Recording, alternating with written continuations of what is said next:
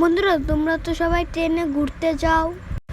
তোমরা কি জানো ট্রেনের ব্রিজগুলো কতগুলো নাট দিয়ে তৈরি করা হয়? আজ তোমাদেরকে দেখাবো এই ব্রিজটা কতগুলো নাট দিয়ে তৈরি করা হয়েছে।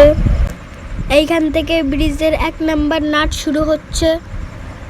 তারপরে এই দেখো 1 নাম্বার, 2 নাম্বার, 3 নাম্বার, 4 নাম্বার। ব্রিজটা অনেক বড়, আমি এইভাবে গুনতে পারছি না, তাই আমি লাস্ট পজিশনে গিয়ে দেখাবো কতগুলো নাট আছে। তারপরে আমি গুনতে গুনতে যাচ্ছিলাম সামনের দিকে। নাটগুলো দেখতে দেখতে আমরা লাস্ট পজিশনে চলে এসেছি।